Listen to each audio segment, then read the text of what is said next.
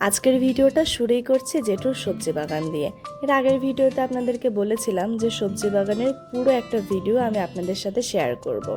সবজি বাগান বলে যে শুধু সবজিই থাকবে বিষয়টা কিন্তু এমন না, এখানে কিন্তু বিভিন্ন ধরনের ফুল গাছও আছে যেটা আপনারা সামনে আস্তে আস্তে দেখতে পাবেন।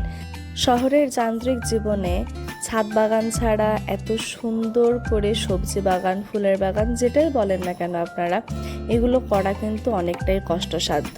কিন্তু গ্রামে ছোট্ট একটু জায়গা থাকলেও অনেক সুন্দর করে সবজি বাগান, তারপরে ফুলের বাগান করা কিন্তু সম্ভব। এবং গ্রামের প্রত্যেকটা বাড়ির আশেপাশে কিন্তু নিজস্ব জমিতে তারা ফলমূল চাষ করে, সবজি চাষ করে। যারা ছোট থেকে শহরে বড় হয়েছে বা যাদের জন্ম শহরে, তাদের কাছে গ্রামের এই পরিবেশটা কিন্তু অন্যরকম এবং এর অনুভূতিটাও কিন্তু সম্পূর্ণ আলাদা। আমি ছোটবেলায় যখন বাবার সাথে বাড়ি যেতাম তখন আমার একটা মূল আকর্ষণ থাকতো সবজি বাগানে যাওয়া, কারণ বড় মা সবজি বাগান থেকে লেবু, শাক এগুলো তুলে নিয়ে রান্না করতো। তো আমার ইচ্ছা থাকতো আমি যাব, গিয়ে আমি গাছ থেকে সেই জিনিসটা তুলে নেব। এখনও বাড়ি গেলে, জেঠুর সাথে সবজি বাগানে গেলে কোনো কিছু যদি গাছ থেকে তুলতে হয়, তাহলে মনে হয় যে আমি সেই জিনিসটা তুলে নিয়ে যাব, কারণ ওই অনুভূতিটা আমার মধ্যে এখনও কাজ করে। কারণ আমি শহরে এই রকম পরিবেশ পাই না, আর আমার এগুলো খুবই ভালো লাগে। যারা ছোট থেকে গ্রামে বড় হয়েছে তারা অনেক কিছু সান্নিধ্যে বড় হওয়ার সুযোগ পেয়েছে। এবং গ্রামের যৌথ ফ্যামিলির বাচ্চারা কিন্তু দাদু, ঠাকুরমা, মা, বাবা, জেঠু, কাকা, কাকি, ভাই, বোন সবার সাথে একসাথে মিলেমিশে বড় হওয়ার একটা সুযোগ পায়। কিন্তু শহরে বেশিরভাগ পরিবারই কিন্তু নিউক্লিয়ার ফ্যামিলি, যার কারণে এই রকম একটা পরিবেশের সান্নিধ্যে বড় হওয়ার সুযোগটাই অনেকটা কম। সৃষ্টিকর্তার কাছে আমি অনেক কৃতজ্ঞ। আমি আমার দাদু ঠাকুরমার স্নেহ, ভালোবাসা, আশীর্বাদ পেয়েছি। তাদের সংস্পর্শে থেকে মানুষ হতে পারিনি, কিন্তু যখনই বাড়ি যেতাম তাদের সান্নিধ্যে থাকতে পেরেছি। এটা আমার কাছে অনেক বড় একটা পাওয়া। আমার দাদু দিদা বেঁচে আছেন, আমি হুটহাট মামার বাড়ি যাই শুধু এই দুইটা মানুষের জন্য। ওনাদেরকে দেখতে, ওনাদের সান্নিধ্যে থাকতে পারবো, এই চিন্তা করেই আমি যখনই সুযোগ পাই তখনই মামার বাড়ি যাই। সাথে আমার ভাই বোনরাও আছে, ওদের কথাও খুব মনে পড়ে আমার।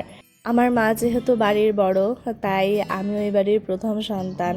আমার আদর, ভালোবাসা সব কিছুই অনেক বেশি, এবং তারা এখনও আমাকে যতটা ভালোবাসে, আমার আরও ছোট ভাই বোন হয়ে গেছে, তারপরেও আসলে সেই আদর কখনো কমবে না। আপনাদের সাথে গল্প করতে করতে তো পুরো সবজি বাগানটাই ঘুরিয়ে দেখালাম। এবার আর আলাদা করে আম বাগানে যেতে পারিনি।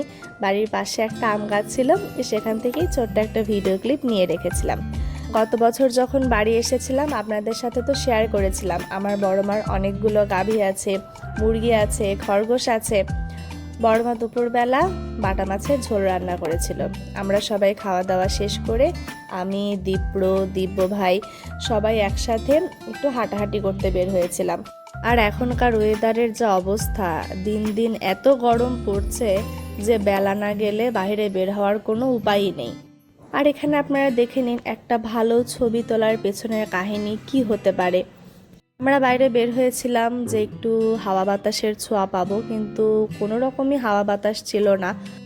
আর এই ফুলটার নাম কি আপনারা যদি জানেন আমাকে অবশ্যই কমেন্ট করে জানাবেন। ফুলটা খুবই সুন্দর। আর এখানে একটা জায়গাতে কৃষ্ণচূড়ার গাছ ছিল। আমার কৃষ্ণচূড়া ফুল খুবই ভালো লাগে।